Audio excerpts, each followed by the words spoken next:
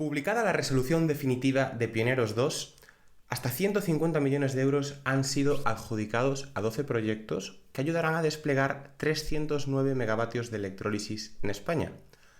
Esta vez, de una forma mucho más rápida que en la primera edición, se han repartido ayudas y además, desde Atlanti repetimos habiendo preparado uno de los proyectos ganadores, como ya sucedió en la primera edición. Los que no hayáis tenido suerte, no os preocupéis.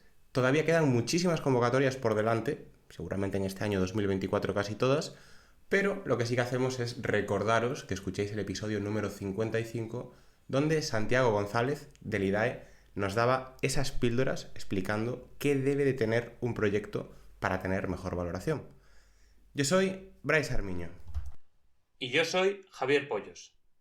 Bienvenidos al podcast del hidrógeno, un espacio de Atlanti, donde te ayudamos a desarrollar proyectos de hidrógeno renovable prestando servicios de consultoría, ingeniería, preparación de ayudas y formación. ¡Empezamos!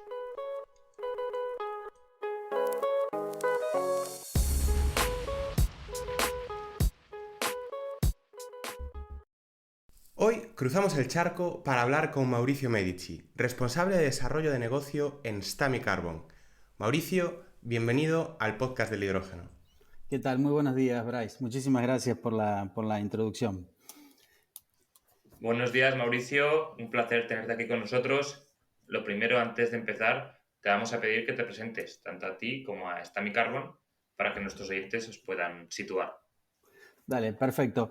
Mi nombre es Mauricio Medici, como ya fue dicho, trabajo para Stamy Carbon desde el año 2014. Soy ingeniero químico, trabajé en la industria cerca de 15 años, durante un tiempo en la industria de la petroquímica, cerca de la operación de producción de amoníaco, urea, o sea, plantas de fertilizantes, y luego otras plantas petroquímicas. Y allá por el 2014, ya conociendo Stamy Carbon y siendo cliente de Stamy Carbon, decidí unirme a la empresa y estoy trabajando ya cerca de 9 años. Pasé por roles de ventas, inicialmente lo que era servicios para Latinoamérica y luego, bueno, expandí al área de licensing y desde hace ya 3 años en el área de desarrollo de negocios, particularmente para lo que es desarrollar el negocio de Green Ammonia para Stamy Carbon, cubriendo América en general, África subsahariana y también particularmente España por un tema de la lengua que lo hace bastante fácil. A modo de introducción de Stamy Carbon es una compañía que se dedica a licenciar procesos químicos. Somos muy conocidos en lo que es el proceso de urea, en el cual tenemos más del 50% del mercado, cuando uno lo mide en toneladas de producción instaladas a nivel mundial. Tenemos 75 años en el mercado. Fuimos parte del grupo DSM, el grupo holandés, y allá por 2008-2009 fuimos adquiridos por el grupo Maire Tecnimont, que es un holding industrial con base en Italia. Y a partir de ahí, bueno, comenzamos un nuevo camino con un nuevo dueño. No obstante, seguimos enfocados en el licenciamiento de tecnologías. Urea, como dije, es la principal. Licenciamos también ácido nítrico, nitrato de amonio, DEF o AdBlue. Y recientemente, hace 3 años, lanzamos al mercado la tecnología de Green Ammonia para acoplarnos a esta nueva era de transformar la producción de fertilizantes y algunos derivados en producción más sustentable. Esa es a modo de una introducción rápida de la compañía. Estupendo, Mauricio. Gracias por la introducción. Bueno, como comentas, 75 años de la empresa. Unos cuantos también tienes tú a tus espaldas en temas de producción, sobre todo de amoníaco. Te queríamos preguntar por eso, por la producción de amoníaco. Ahora tenemos la producción de amoníaco renovable, que se está poniendo muy de moda y estáis muy metidos en ello. ¿Cuáles son las principales diferencias que existen entre la producción tradicional y la nueva producción de amoníaco renovable que estamos viendo? Bien, Cuando hablamos de la producción tradicional o convencional de amoníaco, lo primero que se viene a la mente es la producción basada en gas natural, o sea, el reformado del metano. El amoníaco básicamente se produce mediante la reacción química del gas de síntesis entre hidrógeno y amoníaco, hidrógeno y nitrógeno. En el caso del amoníaco convencional, el hidrógeno proviene del metano, o sea que la materia prima es el metano. El metano también provee la energía necesaria para romper la molécula de metano en carbono e hidrógeno y luego preparar ese gas de síntesis. En distintas unidades de proceso, en el proceso amoníaco convencional, como es el reformador primario y el reformador secundario, lo que se logra es romper esa molécula. El carbono luego que está presente como monóxido de carbono se lleva a dióxido de carbono, porque como dióxido de carbono es más fácil separarlo en procesos de absorción de CO2, se absorbe y se limpia o purifica esa corriente de gas. En el reformador secundario se inyecta también aire, ese aire va a proporcionar el nitrógeno necesario para luego convertirse en amoníaco.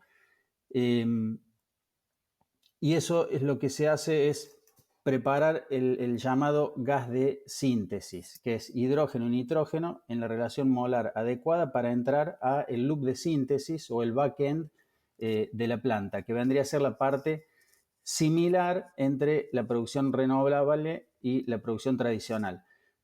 Todas estas unidades de proceso que mencioné en el proceso convencional, reformador primario, secundario, convertidores de monóxido, absorción de CO2 y hay una etapa de metanación, todo eso se reemplaza en la producción renovable por electrolizadores que van a producir el hidrógeno mediante la electrólisis del agua, o sea, la materia prima deja de ser el metano y pasa a ser agua para proveer el hidrógeno, pero la fuente de energía, en lugar de ser gas natural, como lo es en el proceso convencional, es la energía eléctrica. Pero esa energía eléctrica, para hacer un amoníaco verde o renovable, tiene que ser una energía, tiene que proveer de una fuente renovable, como sea energía solar, energía eólica, puede ser energía geotermal, puede ser energía hidroeléctrica. Y en algunos países, como por ejemplo Estados Unidos, inclusive se admite la energía nuclear como una energía renovable al no emitir CO2, no tener huella de carbono. Entonces, básicamente, en un proceso convencional, el hidrógeno proviene del gas natural y va a haber una emisión de CO2 asociada a esa producción, porque ese carbono del metano termina siendo eliminado como CO2.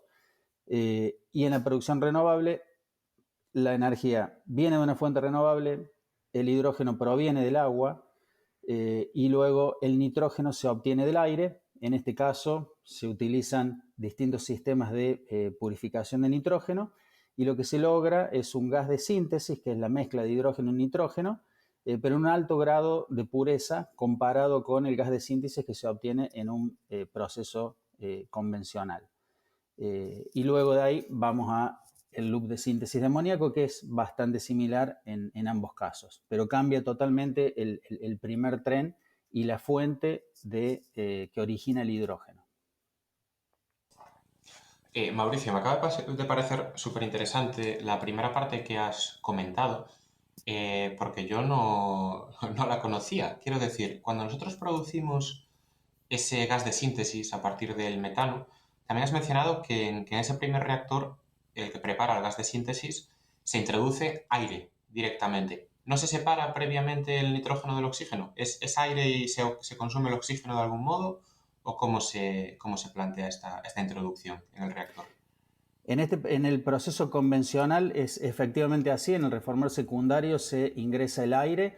Ese aire se ingresa en una relación adecuada para lograr al final de la purificación del gas de síntesis la relación molar hidrógeno-nitrógeno.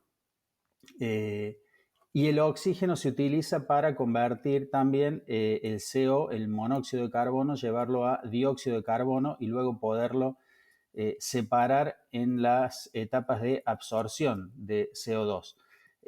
Cualquier oxigenado, sea CO2 o CO, va a tener un impacto negativo en el catalizador en el loop de amoníaco, porque va a oxidar ese catalizador, lo cual va a hacerle a bajar la actividad y va a perder performance o capacidad de producción la planta. Entonces es muy importante en este tipo de plantas hacer la purificación del gas de síntesis.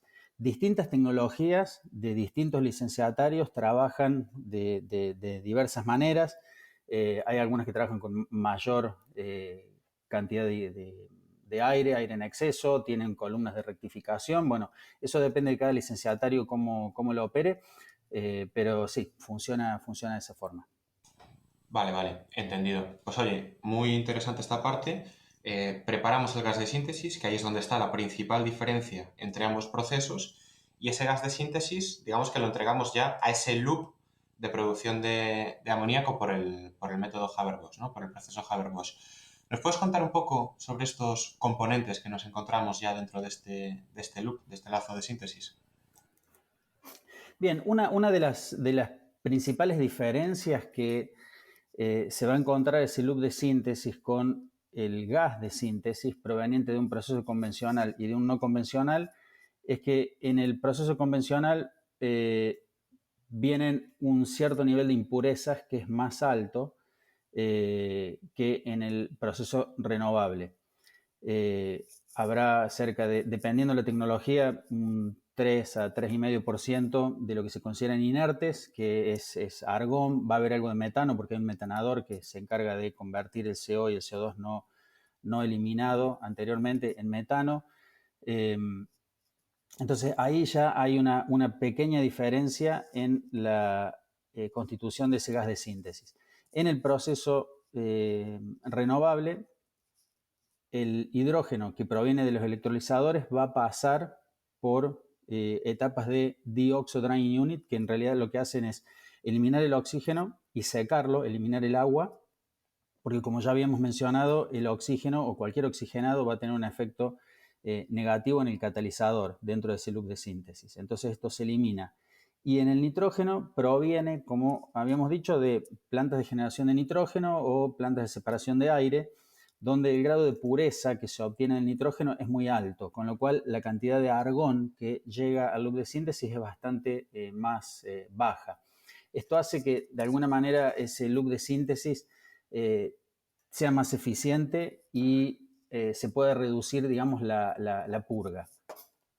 Pasando a cómo está constituido ese loop de síntesis, me voy a enfocar un poco en la tecnología, digamos, de Stamicarbon, que es la que nosotros estamos promoviendo, pero básicamente lo que se requieren como unidades son etapas de compresión para elevar la presión de esa mezcla de gas de síntesis de hidrógeno y nitrógeno a la presión de proceso, y luego ese gas de síntesis se va a inyectar al convertidor. Dependiendo de las tecnologías, hay convertidores de flujo axial, convertidores de flujo radial, convertidores de flujo mixto. En el caso de Stamicarbon tenemos un convertidor de flujo radial, de flujo axial, perdón. Vale decir que estamos enfocados en capacidades de baja escala a media escala. Me refiero a capacidades que van desde 50 toneladas métricas diarias hasta 500 toneladas métricas diarias. Esto hace que podamos operar la planta o hayamos elegido operar la planta a alta presión, lo cual nos da como resultado un loop de síntesis bastante pequeño. Pero en unidades, digamos, de proceso tenemos la etapa de compresión, tenemos el convertidor de amoníaco. La reacción de producción de amoníaco es una reacción de equilibrio, no es una reacción completa, lo que significa que va a haber una gran cantidad de hidrógeno y nitrógeno que no va a haber reaccionado en el primer paso en el reactor, con lo cual una vez que sale el efluente del reactor, se va a condensar el amoníaco y se va a continuar porque se produce en fase gaseosa. Entonces luego tenemos que condensar ese amoníaco para separarlo, y el gas de síntesis con los reactivos que no reaccionaron vuelven al sistema de compresión en lo que se conoce como el reciclo. Ese gas de reciclo se vuelve a inyectar al reactor, pero previamente se le adiciona lo que se conoce como el make-up gas, que es nada más y nada menos que la corriente fresca de hidrógeno y nitrógeno en la relación molar correspondiente. Entonces, básicamente tenemos compresión, reacción, condensación y separación. La separación es para separar el amoníaco producido, que se condensa y se separa como producto líquido, y el resto de los reactivos continúan en fase gaseosa y son recirculados. Y una pequeña etapa que hay dentro del sistema es el sistema de refrigeración, ya que el amoníaco no se puede condensar únicamente contra cooling water, a la temperatura o agua de enfriamiento, a la presión y temperatura de trabajo del proceso, sino que una parte debe ser condensada aplicando una mayor extracción de calor, con lo cual hay un sistema de refrigeración, que en el caso de Stamicarbon, este sistema de refrigeración es un sistema cerrado de amoníaco, en el cual también se evapora amoníaco de un lado del intercambiador de calor para condensar amoníaco del lado tubos. Ese amoníaco que se evaporó en el sistema de refrigeración es recomprimido, es condensado y vuelve al sistema en un sistema cerrado. Eso es a grandes rasgos. Es difícil explicarlo sin tener ¿no? un PFD en la pantalla que uno pueda explicar, pero básicamente yo lo tengo en la cabeza, pero bueno, por ahí pienso en quien esté escuchando, bueno, imaginarse todas estas partes, ¿no? Pero básicamente es compresión, reacción, condensación, separación y un sistemita de refrigeración que hace la parte final de condensación. No, yo creo que sí que ha quedado claro, Mauricio. Que nos pongan un comentario si necesitan el PFD, pero yo creo que la suerte, ¿no? Es que no es un sistema que, por lo menos desde fuera, con estos elementos principales, parezca demasiado complejo. Yo tenía una pregunta, el condensado, el hidrógeno, perdón, el amoníaco que se obtiene, ¿eso se almacena directamente ya en fase líquida por temperatura más que por presión, ¿no? El amoníaco que se obtiene puede ser almacenado. Típicamente hay dos tipos de almacenamiento. Un almacenamiento es a temperatura ambiente, o sea, nosotros le llamamos cigarros o habanos, que son tanques parecidos a los de almacenamiento de propano, donde a temperatura ambiente, 30 grados aproximadamente, la presión se equilibra en 16 bar y medio aproximadamente. Y eso es lo que se llama como almacenamiento a presión, donde el amoníaco está líquido. Otra opción es para volúmenes. Este tipo de almacenamiento sirve para volúmenes relativamente bajos. Estamos hablando de cerca de, no sé, 1.000 toneladas, 1.500 toneladas. Ya cuando uno tiene que tener un almacenamiento mucho más grande, porque a lo mejor tiene que entregar ese amoníaco en barco, donde necesita almacenar 20.000 toneladas para sacarlas de una sola vez en un barco, o tiene un consumo temporal, se va a lo que se llama almacenamiento criogénico, donde son tanques de almacenamiento que van desde los 5.000 hasta los 15, 20, 25.000 toneladas, en las cuales se almacena el amoníaco a temperatura criogénica, a menos 32 grados y presión atmosférica. Esas son las dos formas de almacenar amoníaco. Y cualquiera de los procesos de los distintos licenciatarios pueden entregar el amoníaco a presión para ser almacenado en un sistema de habanos a presión o en condiciones criogénicas para ser almacenado en un tanque atmosférico. Muy buen dato, sí señor. Por eso nos gusta tanto, Mauricio, traer a los expertos en la materia, porque el diablo está en los detalles, ¿no? Y estas cosas yo creo que siempre conviene que nos las expliquéis así de bien, porque aclara un montón todas las dudas que podamos tener. Bueno, voy a volver un poco a la temática de los principales elementos de la cadena de producción del amoníaco, del Haber-Bosch, del lazo de síntesis, porque hay algo también que a mí me ha sorprendido mucho, es esa recirculación, ¿no? de la corriente de gases no producida en el propio reactor. Después hablaremos un poco más del reactor, sobre también esos rangos de operación, pero claro, en muchas ocasiones estamos recirculando la misma molécula de hidrógeno, la misma molécula de nitrógeno, estamos recomprimiéndola más de una vez, Además, añadimos pues, todo el bombeo necesario que tenga que tener el propio reactor, la refrigeración. A mí me preocupa o me gustaría saber qué consumos, y si es posible también saber un poco cómo se pueden dividir, puede tener una planta de este tipo, ¿no? Porque al final estamos hablando de elevar presiones de gases, sobre todo el hidrógeno, que es, como sabemos, pues un gas que tiene muy poca densidad y por tanto comprimirlo consume un montón de energía Ujú. y, bueno, desde luego es algo que tenemos que meter en nuestros modelos, ¿no? Bien. Bueno, mira, para dar una idea de consumos energéticos globales para producir una tonelada de amoníaco, eh, podemos estar hablando alrededor de entre 10,6 y 11 megawatt hora por tonelada de amoníaco producido. Ese sería el consumo global de una planta de amoníaco renovable. Y cuando miramos ese número, aproximadamente el 92-93% de esa energía se consume en los electrolizadores. Y ahí me estoy refiriendo a electrolizadores del tipo alcalino.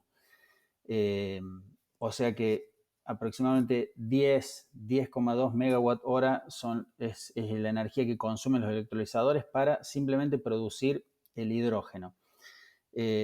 Dependiendo de la presión de trabajo de esos electrolizadores y también de las unidades que siguen aguas abajo, porque a ese hidrógeno que se produce en los electrolizadores, más allá de que los electrolizadores tienen su propio sistema de separación del hidrógeno y del oxígeno, ese hidrógeno que se produce en los electrolizadores tiene todavía un componente o una cierta cantidad de agua que arrastra y una cierta cantidad de oxígeno que tiene que ser eliminado para que no llegue al loop de síntesis. Son totalmente indeseables cualquier oxigenado porque va a reducir la actividad del catalizador.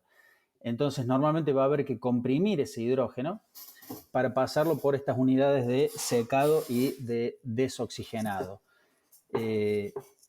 Dependiendo de las tecnologías, eso puede llevarse a cabo a 10 bar, a 20, 30, y lo mismo las plantas de generación de nitrógeno, con lo cual en este número que yo les indicaba de alrededor de 11 megawatt hora por tonelada de amoníaco, podemos decir que cerca de 10 van a los electrolizadores y después podríamos estar repartiendo aproximadamente en el proceso de Stamicarbon aproximadamente 0,32 a 0,45 megawatt hora por tonelada de amoníaco y algo similar para la producción del nitrógeno. Y con eso llegamos a los 11 megawatt hora. Entonces, si miramos el loop de síntesis propiamente dicho, el impacto es alrededor del 4 o 5% como máximo en ese consumo.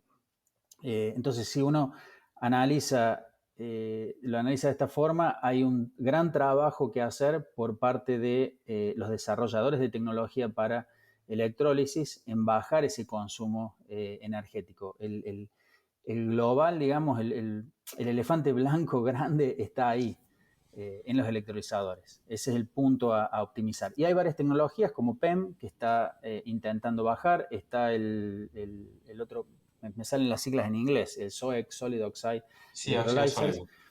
que también está apuntando a reducir sensiblemente, creo que es un 25-30% ese consumo de energía de electrolizadores. No obstante, no sé si ya han llegado a estar disponibles para escala industrial, pero seguramente va a llevar un tiempo largo hasta que se pueda optimizar ese punto. Sí, bueno que lo saques porque yo tenía una pregunta también referente a eso. Antes de hacerla, simplemente una matización, porque claro, nosotros aquí hacemos el show, ¿no? De preguntar siempre, pero bueno, realmente nosotros participamos en proyectos de amoníaco, incluso ya te conocemos a raíz de uno de ellos. Y es muy importante lo que acabas de decir, ese 4 o 5% que se consume en el loop de amoníaco, porque bueno, esto lo veremos después, pero el loop de amoníaco es algo que tiene que estar funcionando constantemente y que consuma tan poca energía nos permite, por ejemplo, seguir respetando, ¿no? los criterios fijados por los actos delegados para que sea considerado como un combustible no biológico de origen renovable. Es decir, nosotros podemos trabajar por una parte con el hidrógeno, con todas las consideraciones de la correlación horaria, pero aunque le metamos energía de red al propio loop de amoníaco, que como tú dices es un 4 o 5% del consumo, seguiremos dentro de esos parámetros y nos permite darle pues como decir, una continuidad mucho más estable, ¿no? a esta planta. Y después yo te iba a preguntar también, Mauricio, porque realmente nosotros sí que vemos la tecnología Soil quizás un poco más inmediata, llegando ya en los próximos 3 o 4 años a un nivel comercial interesante.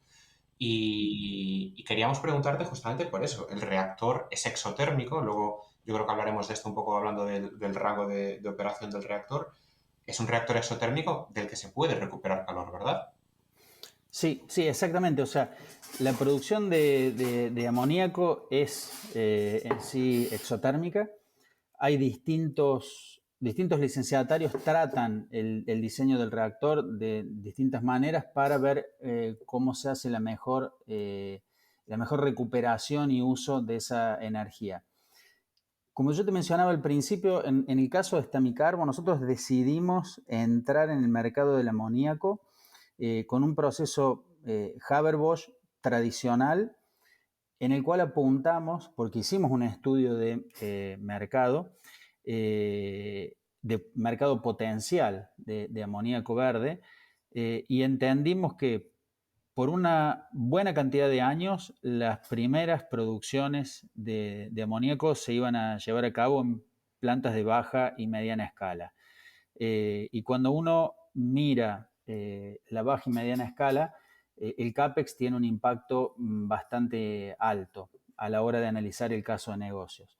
Y nuestro proceso está enfocado a la reducción de ese CAPEX, porque cuando miramos ese consumo energético que es tan bajo, en nuestro caso operamos a una presión relativamente alta en el orden de 320, 340 bar, y esto hace que todo el equipamiento asociado sea muy chico. El footprint de esta planta es muy chico. Para que tengas una idea, un loop de síntesis de 100 toneladas métricas requiere aproximadamente 15 por 25 metros como de área de implantación para el loop. Es muy chiquito. Y si miramos una planta que estamos diseñando en este momento de 450 toneladas, estamos mirando un loop con una implantación de 28 por 45 metros. O sea, es muy compacto. O sea, nuestro foco fue originalmente en reducción de CAPEX y no la recuperación energética. No obstante, nos hemos encontrado en varios casos en los cuales hay una búsqueda de optimización del OPEX, y estamos trabajando ya en un par de casos en optimizar y comenzar a recuperar energía. Nuestro reactor particularmente no hacemos recuperación energética, sino que por la forma de operar que tiene, manejamos o controlamos la temperatura dentro del reactor con inyección de gas de síntesis por tope y por fondo, y de esa manera controlamos la temperatura y no hacemos un recupero energético. Bien aguas abajo del reactor tenemos inicialmente un enfriador con aire, el cual se encarga de hacer la primera bajada de temperatura, y luego vamos a un condensador principal con agua de enfriamiento, y ahí condensamos cerca del 80% del amoníaco producido, y ese otro 20% que sigue en la fase gaseosa con el reciclo lo condensamos haciendo uso del sistema de refrigeración que forma parte de nuestro loop, y ahí condensamos el final. Pero estamos trabajando, sí, ya en un par de estudios de prefactibilidad, donde estamos reemplazando ese enfriador de aire para producir una cierta cantidad de vapor, y tenemos también otro desarrollo en curso para generar ya vapor de mayor presión. Así que sí, estamos enfocados en eso porque vemos que hay una posibilidad de hacer una sinergia con distintos tipos de electrolizadores. Estupendo, Mauricio. Y relacionado un poco con eso de ahorrar, de sinergias, de combinaciones que pudieran ser beneficiosas para las instalaciones, ¿cuáles son los parámetros más relevantes a optimizar en una planta de producción de amoníaco renovable con el objetivo de reducir costes? Ahí hay que hacer alguna distinción entre el tipo de operación de planta, porque también estábamos enfocados, digamos, en hacer esta reducción de CAPEX, pero también analizando distintos casos de negocio, estábamos también enfocados a la operación continua del loop de síntesis de amoníaco, básicamente. Estamos tratando, o sea, hemos desarrollado un proceso que se adapta muy bien a la operación continua, tiene posibilidad de adaptarse también a ciertas fluctuaciones de la carga. Podemos tener un rango de operación desde 40% como valor mínimo hasta 100, 110%. Y yo creo que la optimización principal que se puede llegar a buscar es cómo integrar la generación la generación de calor del loop de síntesis con los requerimientos de energía en los electrolizadores. Me parece que ahí está el punto. Y también depende de cuál va a ser el producto final. Nosotros estamos trabajando en varios proyectos en los cuales el amoníaco no es el producto final, sino que en algún caso la urea es el producto final, haciendo uso de un CO2 de origen renovable o de origen biológico. Y entonces la integración energética ahí hace sentido entre el loop de amoníaco produciendo vapor para que sea consumido en la planta de urea. Pero en otros casos tenemos la integración de amoníaco con ácido nítrico y nitrato de amonio, porque el producto final termina siendo nitrato de amonio, que puede ser visto como o utilizado como un fertilizante o también como un producto para la minería. Y en ese caso la planta de ácido nítrico produce vapor en exceso. Entonces también ese vapor podría ser utilizado en alguna unidad de generación de energía eléctrica que podría ser sustentable la operación de amoníaco cuando hay alguna reducción de la carga o de la energía disponible renovable para el complejo. O sea, dependiendo de cómo está estructurado, porque se me vienen a la mente distintos casos en los cuales estamos trabajando, de acuerdo a la configuración de la planta, el producto final y demás, se pueden buscar distintas sinergias y formas de optimizar. La mayoría de los proyectos tienen sus Vale, particularidades. sí, al final es cuestión de integrarlo con el proceso general, ¿no? El producto final o la capacidad de renovables que tenga asociada. Vale. Otra Exactamente. cosa que también me fijé antes, ¿no? Cuando hacías la presentación, era que vosotros os enfocabais a las plantas de amoníaco de pequeña media escala. ¿Cómo influyen las economías de escala en la producción de amoníaco renovable? ¿A partir de qué cantidades podemos decir que es pequeña, media o gran escala? Y si se nota realmente en el coste de producción.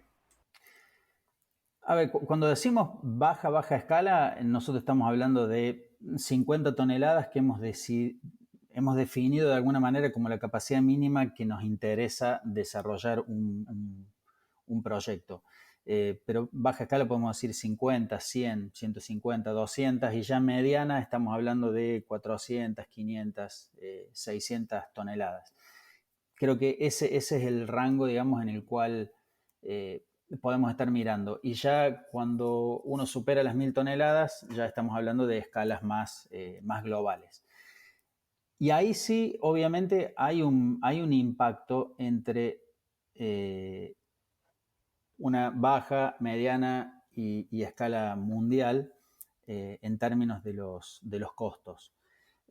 No obstante, hay un factor, digamos, con el cual uno escala industrialmente los procesos y puede hacer una evolución del CAPEX. Pero cuando uno mira el amoníaco renovable, al menos hasta la actualidad, el mayor impacto en el CAPEX está en los electrolizadores, de nuevo. Y pasar de 50 megawatts instalados a 100 o a 200 o a 500 o a 1 giga, el crecimiento de ese CAPEX es lineal, porque son módulos que deben ser agregados. O sea, hoy en día, o al menos hasta la actualidad, hasta donde yo conozco, no hay todavía una forma de escalar los electrolizadores y que haya un beneficio en el CAPEX, sino que son unidades que se van montando. Cuando en el resto de las unidades, como la producción de nitrógeno y de hidrógeno y de amoníaco, al ir haciendo la planta más grande, hay un aumento, pero ese aumento de ese CAPEX no es lineal, es exponencial y a un factor menor a 1.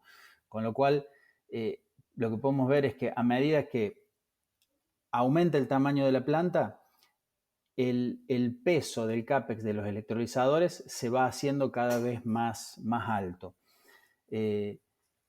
No obstante, no es el único parámetro para analizar un proyecto.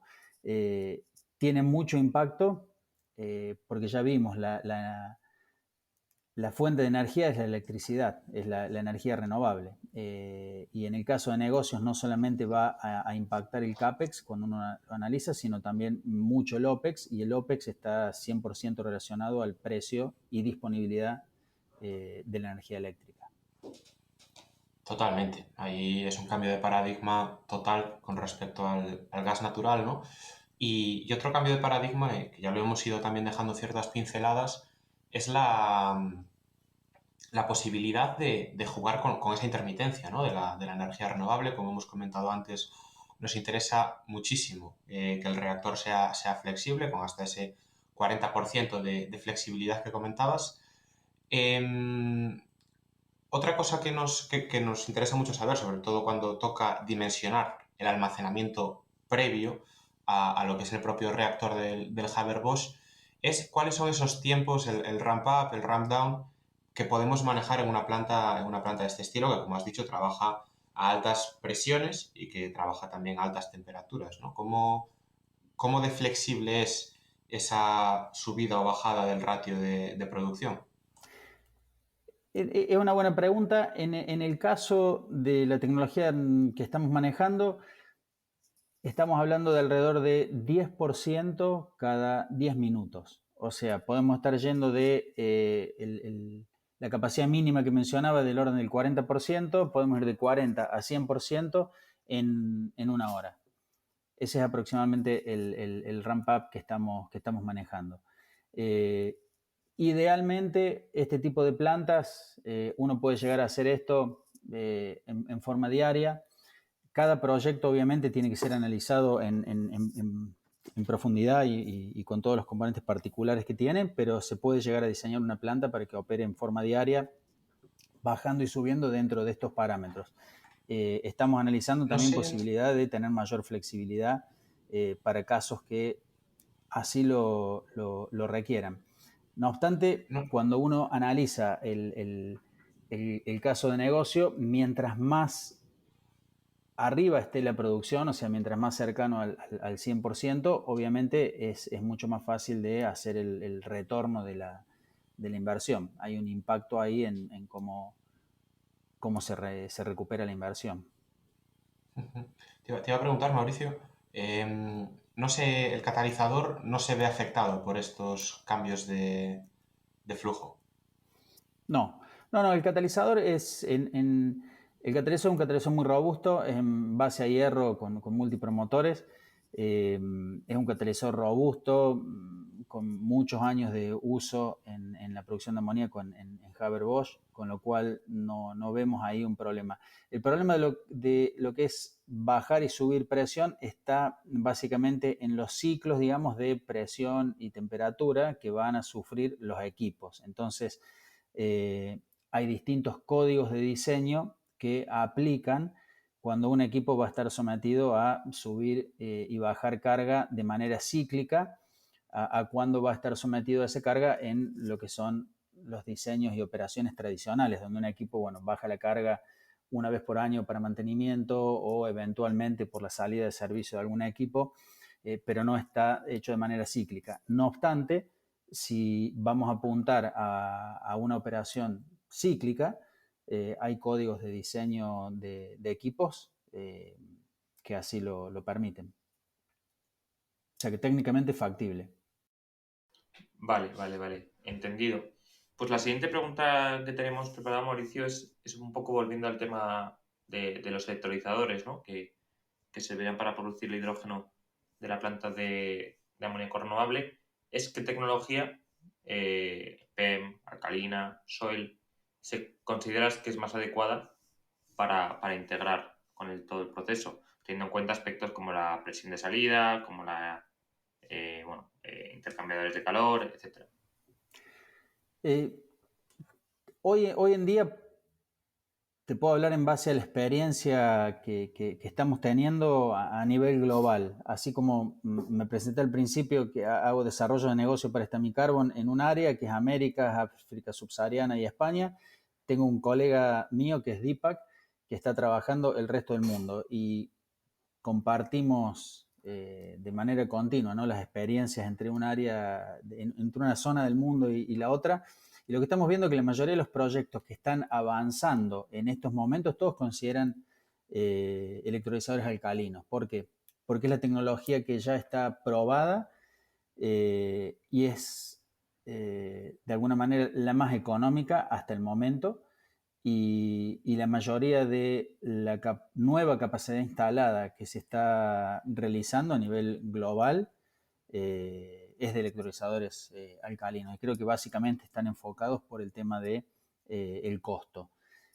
Creo que hay un camino interesante para lo que es el Solid Oxide Electrolyzer. Creo que eso va a marcar un quiebre, más que nada por la flexibilidad y también por la reducción de energía eléctrica.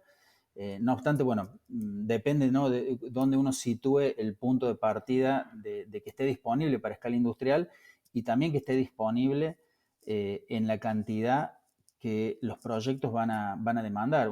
Hay que ver también cuál es la cantidad de la capacidad instalada que hay hoy en día de electrolizadores frente a la demanda potencial, ¿no? Si uno quiere ir a un proyecto de giga y tiene que poner una orden de compra por 1 gigawatt de electrolizadores, es una orden de compra muy interesante. El tema es quién tiene la capacidad para producir ese gigawatt en un cierto plazo de tiempo. Así que hoy la mayoría de los proyectos los veo con alcalinos. No tengo muy en claro la evolución del PEM, cómo está yendo. Ahí tal vez ustedes están más cercanos y me puedan dar una idea también de cómo ven la evolución del PEM.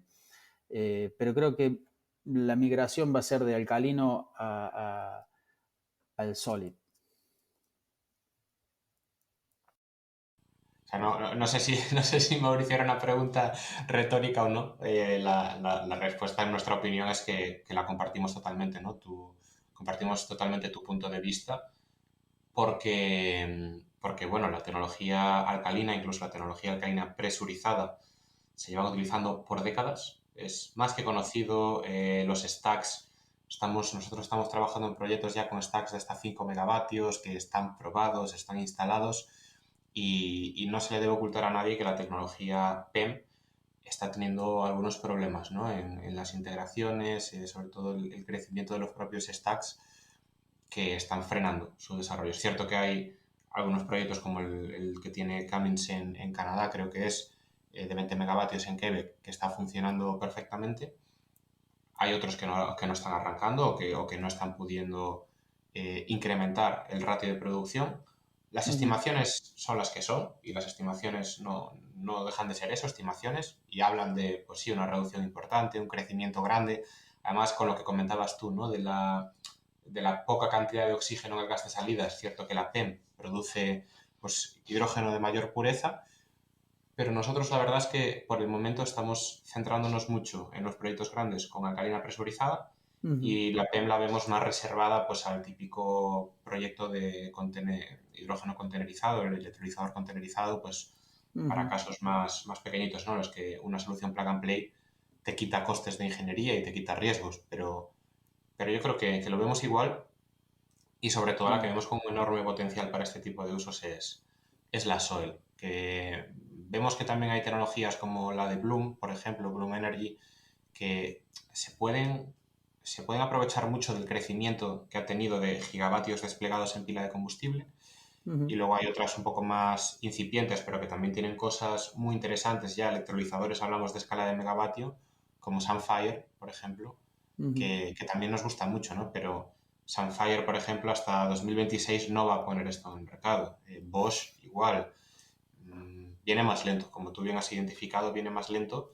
Y bueno, también en principio las presiones pues saldrán a 1 o 5 bares y eso penaliza un poco también, aunque el consumo energético es un 40% menos, con lo cual también nos interesa mucho que esto opere. Exacto.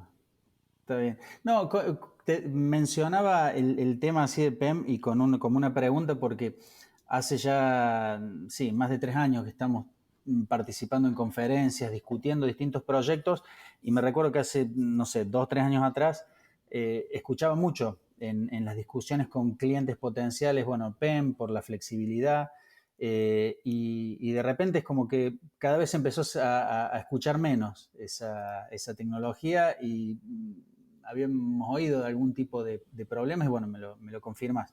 La mayoría de los Claro, proyectos que estamos trabajando, todos están apuntando a alcalinos dependiendo, o sea, difieren de quién va a ser el proveedor, difiere también la presión de operación. Tenemos procesos en los cuales nos están diciendo, mira, el delivery del hidrógeno va a ser a 11 bar, otro nos dice, mira, es a 20, a 30.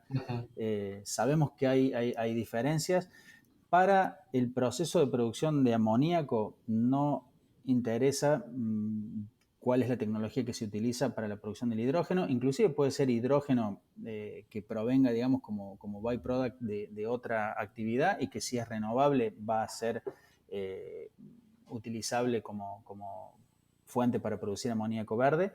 Eh, Así que en ese caso, digamos, los licenciatarios, digamos, son agnósticos en quienes está del otro lado proveyendo el hidrógeno. Sí es interesante saber desde primera mano en un proyecto qué tipo de electrolisis se va a utilizar, como también poder trabajar en lo que son las sinergias claro. entre un proceso y el otro. Eso sí, creo que va a haber mucho foco en lo que es la integración energética de acá para adelante, porque también está el otro tema, ¿no? De cuando uno va a definir un proyecto de escala baja, media o grande, el punto de tener la cantidad de energía renovable disponible donde uno va a ejecutar el proyecto.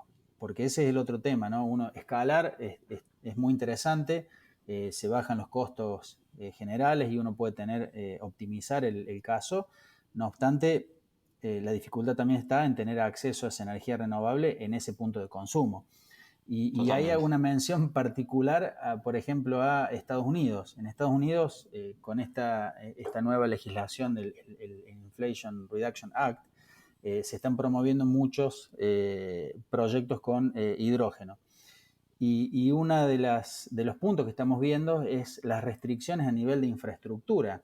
Cuando uno quiere ejecutar un proyecto en una zona, se encuentra con que la red eléctrica no está preparada para llevar la cantidad de energía que hace falta en ese punto de consumo. O sea, hay problemas de infraestructura. Y no creo que eso se dé solamente en Estados Unidos, creo que eso también se va a ver en otras regiones donde se intentan desarrollar estos proyectos. Sí, y los tiempos de tramitación que también pueden, con la red eléctrica van a otro ritmo y pueden no ser los que nosotros estamos buscando. Eso es una realidad aquí también. Sí. Exacto. Pues Mauricio, te hemos preguntado por qué tecnología de electrólisis consideras mejor para integrar en el proceso de producción de amoníaco renovable y ahora te preguntamos por la otra pata. ¿Qué es más competitivo para obtener nitrógeno? ¿El sistema más convencional o más extendido de ASU, ¿no? Por liquefacción, o el sistema de membranas o de absorción? Por el sistema de PSA no se logra para las capacidades a las cuales estamos apuntando de producción, no se logra el grado de pureza adecuado para entrar al loop de síntesis. Básicamente, un punto que no mencioné en el loop de síntesis es que cualquier inerte que ingrese al sistema, al ser inerte no va a reaccionar y se va a ir acumulando en el sistema. Con lo cual, lo que se hace en este tipo de plantas es purgar el sistema. En esa purga, la purga no puede ser selectiva, sino que lo que se purga es el gas que está dentro, la mezcla de gases dentro del sistema, con lo cual se va hidrógeno, se va nitrógeno, se va amoníaco y se van los inertes. Mientras más puro son las materias primas, el hidrógeno y el nitrógeno, menor cantidad de purga se va a requerir. En el caso de Stamicarbon tenemos diseñado un sistema de tratamiento de purga en el cual recuperamos el amoníaco y luego recuperamos el hidrógeno para reinyectarlo al loop, y con eso logramos una eficiencia de la recuperación de ese hidrógeno que se ventearía si no fuera recuperado, del orden del 96%. Dicho esto, inicialmente cuando se empezó a hablar de plantas de amoníaco renovable, todo el mundo se enfocaba en lo que son las ASU, que es la Air Separation Unit, que es una destilación criogénica, donde se obtiene alto grado de pureza tanto en la corriente de nitrógeno como en la corriente de oxígeno. Esa tecnología es interesante cuando dentro del complejo productivo o cercano al complejo productivo puede haber un punto de consumo de oxígeno de alta pureza. Entonces, ahí ese oxígeno tiene un valor agregado y puede ser utilizado. Si no hay opción para el consumo de ese oxígeno, no hace mucho sentido de alguna manera separarlo en ese grado de pureza. Entonces, lo que nosotros normalmente estamos mencionando o discutiendo con clientes es ir a la NGU, que es Nitrogen Generation Unit, que es una destilación criogénica, pero de menos etapas, en la cual se obtiene alto grado de pureza del nitrógeno, 99,59, y hablando en el orden de 100, 200 ppm de argón, pero la corriente de oxígeno reyectada sí sale con un alto contenido de argón y un alto contenido de nitrógeno, o sea, es una corriente que no tiene posibilidad de ser utilizada, no tiene valor comercial, pero sí baja el CAPEX. No tengo claro porcentualmente cuánto baja, pero hay una reducción del CAPEX entre una tecnología y la otra. Pero la opción está entre NGU y ASU. Vale, pues yo ya tengo aquí la última pregunta, Mauricio. La verdad que nos has aclarado todo tremendamente bien. Y está relacionada con cosas que ya has comentado también, ¿no? Sobre los proyectos en los que estás participando, nos decías el tipo de tecnología alcalina, incluso nos has comentado la especialidad que tenéis y vuestro track record pues, en el AdBlue, nitrato de amonio, ácido nítrico, urea. Mi pregunta es, estos nuevos proyectos, porque además atendiendo un poco a tu puesto, ¿no? De nuevas tecnologías, estos nuevos proyectos, ¿hacia dónde los veis orientados? ¿Hacia qué consumidor final estoy preguntando? ¿Para producir amoníaco como combustible? ¿Para darle un uso como fertilizante? ¿Para después transformarlo en otros combustibles diferentes?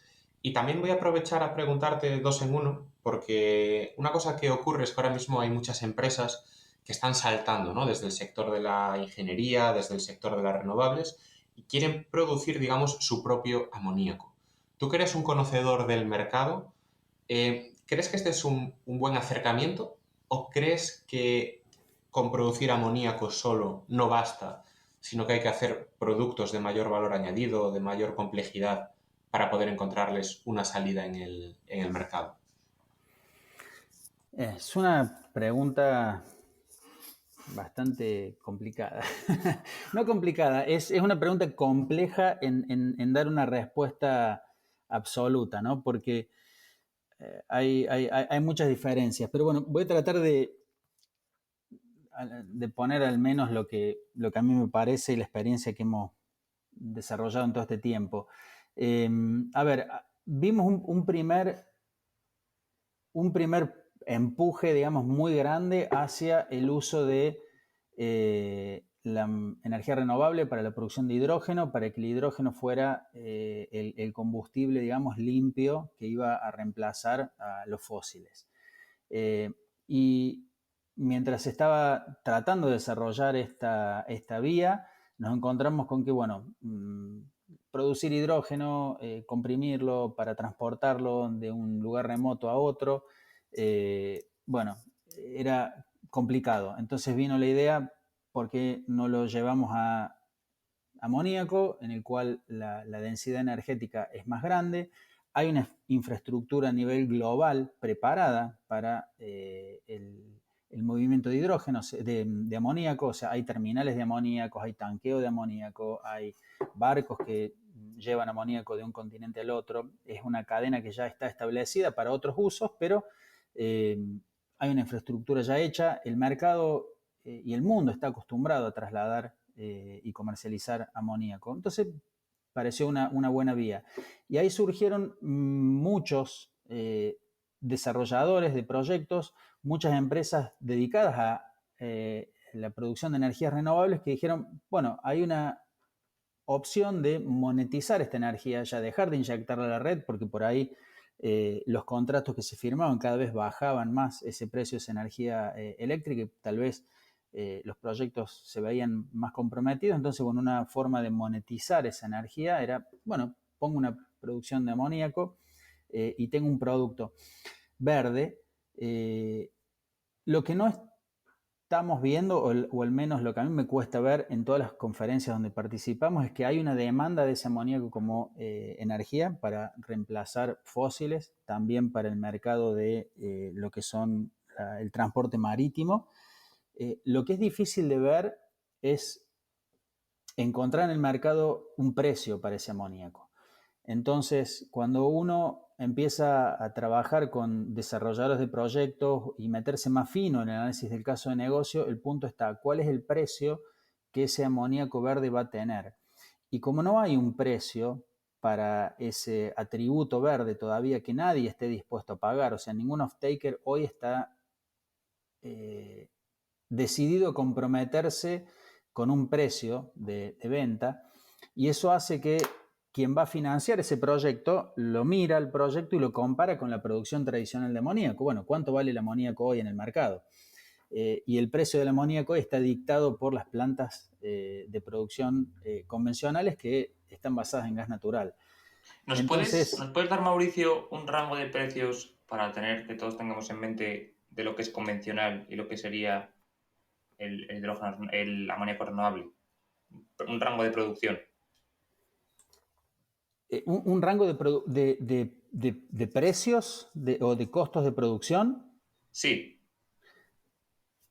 A ver, eso va a depender, bueno, muchísimo de lo que son los costos, digamos, de la materia prima. Tenemos mercados, tal vez como, no sé, era Rusia o Nigeria, donde hay valores de gas natural del orden de el $1.50 del millón de BTU, donde en escalas grandes, digamos, el costo de producción de ese amoníaco puede estar marginalmente en el orden de los $200 o por debajo, que llevan a un precio de mercado. Hay otros países, digamos, donde el precio del gas natural está en el orden de los $5 el millón de BTU. Hay otros como Brasil, donde está arriba de 8 o 9 dólares el millón de BTU y casi lo hacen inviable. Pero creo que el precio de hoy del amoníaco está en el orden de los 450, $500 la tonelada. Vale. Si uno trabaja con un valor de amoníaco para una escala media hablemos 600 toneladas, con un valor de energía eléctrica del orden de 25 dólares por megawatt, estamos hablando de tal vez $700, $800 el costo de producción. Con lo cual es difícil esa competencia. Claro. Cuando no hay un precio de mercado. Lo que estamos viendo, lo que sí, y ahí va a la segunda parte de la pregunta que me habías hecho, inicialmente vimos muchos proyectos que apuntaban a la producción de amoníaco. Queremos hacer amoníaco para exportar a Europa. Desde África, desde Latinoamérica, inclusive desde los Estados Unidos en alguna región. Y estamos viendo que proyectos que se van consolidando cada vez más son proyectos que avanzan un poquito más, donde hay un uso de una cierta cantidad de energía renovable disponible en una zona y que apuntan a generar un producto final que es consumido en esa zona y donde ese producto final tiene un alto costo, llamémoslo de alguna manera, logístico, para llegar desde otros mercados. Digamos, estamos no sé, en África, en Angola, y necesitamos nitrato de amonio para fertilizantes, bueno, traer nitrato de amonio, llevarlo a Angola, bajarlo en el puerto, trasladarlo hacia el punto donde se va a consumir, puede ser Angola, puede ser Kenia, tiene un costo asociado muy grande que también se ve impactado por la disponibilidad del mercado global, disrupciones en la cadena de suministros. Entonces, hacer uso de energía renovable en esa zona, producir ese nitrato de amonio en ese lugar con un costo un poco más elevado que lo que sería una escala media o una escala grande, igualmente termina poniendo el producto en un precio razonable para el mercado, le asegura suministro y se puede trabajar sobre pisos y techos de precio que le sean convenientes tanto al usuario final como al productor. O sea, de alguna manera seteando un nivel de piso mínimo que asegura pagar los costos operativos y mantener la planta en marcha cuando los precios globales bajan, pero también definir alguna especie de techo para cuando los precios globales suben, como pasó hace unos años atrás, que relativamente poco, cuando la urea pasó los $1.000 por tonelada, y de alguna manera asegurar o garantizar un precio techo que le permita al usuario final, al farmer, digamos, poder adquirir ese fertilizante y usarlo y mantener la cadena de producción en marcha. Creo que ese tipo de negocios que son regionales, localizados, son los que estamos viendo como que tienen mayor posibilidad de salir a flote en el corto plazo. El resto va a avanzar, no obstante hay que seguir trabajando, creo, en la optimización de los costos. Muchas gracias por la respuesta, Mauricio. Ya la última pregunta que tenemos preparada es saber qué perspectivas de futuro tienes, si seguirás aportando y trabajando en el sector del hidrógeno, en el sector del amoníaco. ¿Cómo lo ves? No, mira, a ver, al contrario, estamos totalmente comprometidos con el negocio del amoníaco verde. Estamos trabajando desde Stamicarbon al tener la posibilidad de integrar varias tecnologías.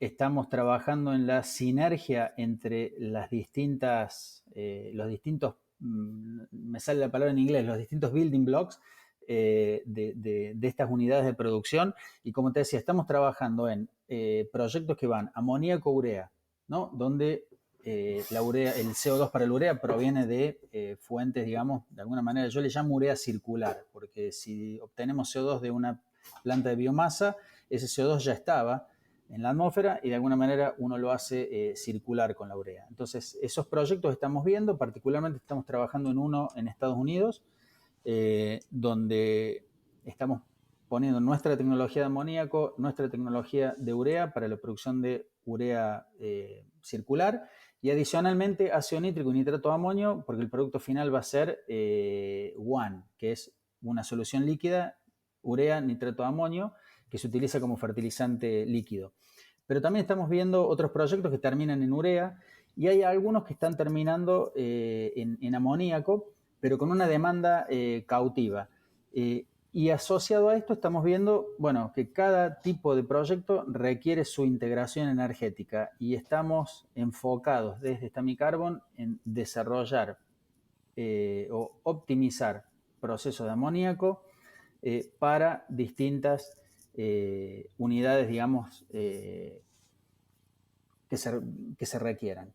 Así que estamos totalmente comprometidos con esto. Estamos trabajando también mucho porque, así como mencionaba, ¿no? Las partes constitutivas del proceso Haber-Bosch Stamicarbon, tenemos un reactor que es propietario, lo diseñamos y lo comercializamos nosotros, pero también otro componente importante son los compresores. Y estamos trabajando con los 5 mayores o más reconocidos fabricantes de compresores, en nuestro caso son compresores reciprocantes y estamos trabajando con ellos también todo el tema de flexibilidad operativa, cómo bajar carga, subir carga, cuáles son los puntos, digamos, de mínima operación que podemos alcanzar. Así que tenemos un equipo grande trabajando en cómo optimizar y tratar de atender a las distintas situaciones que nos plantean los distintos proyectos que estamos viendo. Pues yo creo que queda más que claro, Mauricio. Sobre todo esta última parte es que Por eso te insistíamos mucho, ¿no?, en preguntar esa utilización del amoníaco, el sentido que tiene para un productor que no es reconocido dentro del mundo de los fertilizantes o de los compuestos químicos, de repente ponerse a producir por sí solo amoníaco, y yo creo que está más que claro, ¿eh? La nueva entrada en nuevos sectores que sí que requieran el amoníaco, por ejemplo, el sector de la energía, está abierta, pero si no se cuenta con conocimiento y con expertise dentro del mundo, por ejemplo, de los productos químicos, parece que va a ser muy difícil hacerse un hueco. Por nuestra parte, Mauricio, no tenemos más que agradecerte enormemente esta explicación de una hora. Yo creo que a nuestros oyentes le va a encantar y han aprendido muchísimo escuchando este episodio.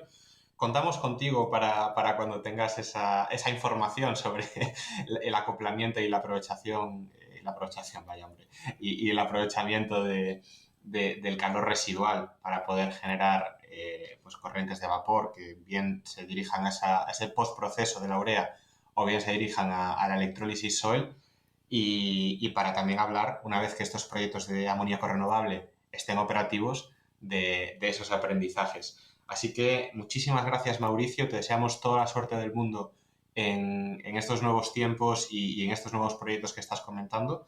Y aquí nos tienes para todo lo que te podamos echar una mano también. Un abrazo grande. Perfecto, muchísimas gracias, y también desde mi lado agradecerles la oportunidad de participar en este podcast y haberme hecho el lugar para poder plantear nuestras ideas y qué es lo que estamos viendo en el mercado, y espero que hayamos podido aportar y que haya resultado en ser un podcast interesante para todos los oyentes. Así que muchísimas gracias a ustedes también por habernos elegido. Ten claro que sí, Mauricio. Un abrazo, hasta luego. Dale, un abrazo, muchas gracias. Y hasta aquí ha llegado el episodio 63, en el que hemos tenido el lujazo de contar con Mauricio, de la empresa Stamy Carbon. Esperemos que os haya gustado y que nos acompañéis durante los próximos podcasts, ya que es mucho lo que tenemos y queremos contar. Dadle a like y suscribiros para ayudar a que este podcast crezca.